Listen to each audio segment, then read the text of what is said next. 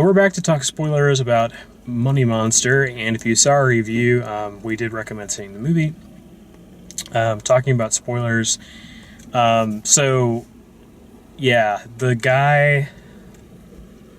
I'm not going to remember the actor's name. The guy that ends up being the bad guy in the movie is obviously the bad guy in the trailer. Like, they show him getting punched in the face in the trailer, and that's, like, the climactic thing that happens, which is kind of upsetting, or, it was a letdown, but it's one of those things where I see something in the trailer and then I just sit the entire movie waiting for it to happen. Mm-hmm. And if those things happen early in the movie, I'm generally happier than if they happen in the last 10 minutes of the movie.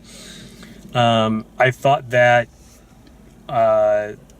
it would have been bad if the movie had ended with no one dying. I think the ending made sense that the kid just still didn't see a way out, and it wasn't enough for him that he got the guy to admit, at gunpoint that he was wrong, because he didn't really think he was wrong. But I thought all that stuff was good. George Clooney was really they really reserved George Clooney for the second act.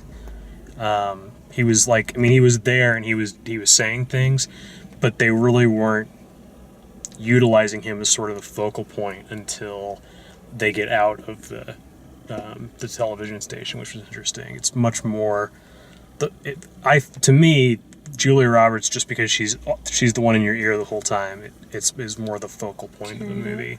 Yeah. So, what do you guys think? I'm gonna come back. Go ahead. I thought the ending was... I thought they had too many endings. I really would have liked it to end with the news story wrapping up and that one guy, it just cuts to him and he goes back to playing foosball like nothing happened. I thought that was a perfect ending. And then they just tacked on another ending. Mm-hmm. And I thought that lessened the impact that the story was trying to get across. That was really my only complaint of the movie. The dude from The Wire, as soon as you see him, you know he's going to be the bad guy, even if you haven't seen the trailer. Yeah, and I apologize, I can't think of the guy's name, because It's like Dominic West or something like that. Yeah, Dominic something. He's also really good in the other show that he's in, the new show that he's in. The Affair. The Affair is really good. For me, I understand that somebody needed to die in the movie in order to kind of bring it home and bring it in.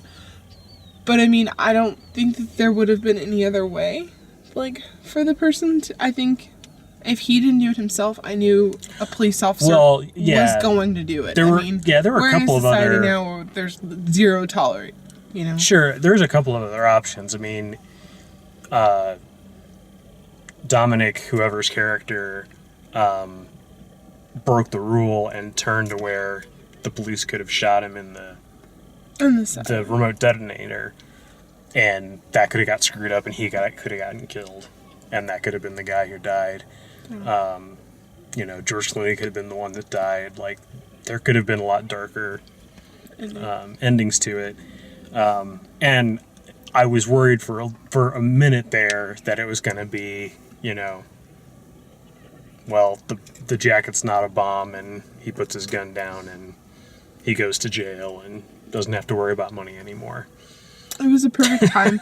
I think it was a perfect time when they were walking through the streets, when he's like, it's not a real bomb. Yeah.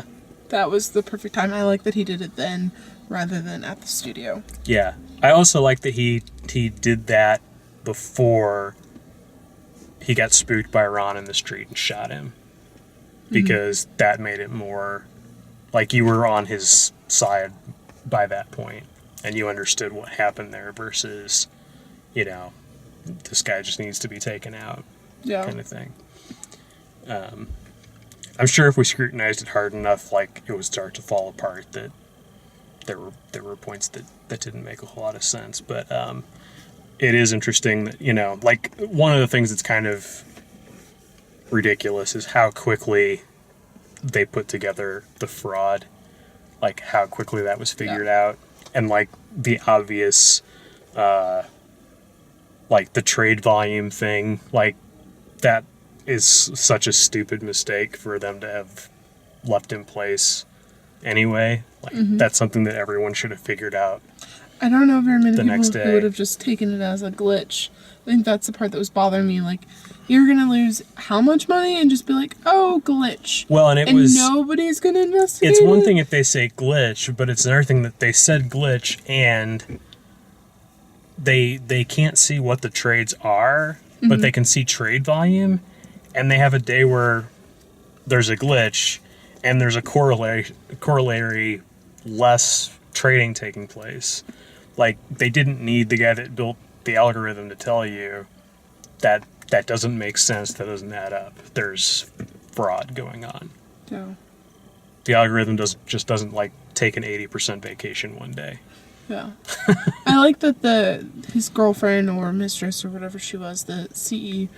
The CCO. She was, yeah. I like that she stood up for herself Mm-hmm. and as well as the company and just didn't go back to his side and be like, I'm gonna help you cover this up. She didn't try to play the typical damsel.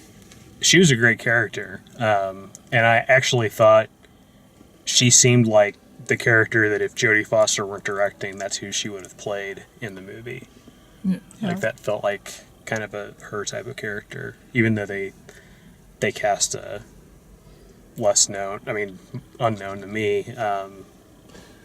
Is younger this- actor. Is this Jodie's second movie she's directed? She did Brave one. I remember that one. I think there's more than that. There's one. I know she's directed one other movie, but I can't think of the name of it off the top of my I head. really enjoyed Brave one, and I really enjoyed this one. So I'm eager to see what she does next. Yeah, she's directed a handful of movies. So, yep. Well, go find out on IMDb because you don't want to watch us look it up on our phones. But that's Money Monster. If you like the way we do these, please like the video, subscribe, check out all the written and video reviews at dalemaxfield.com. Thanks for watching.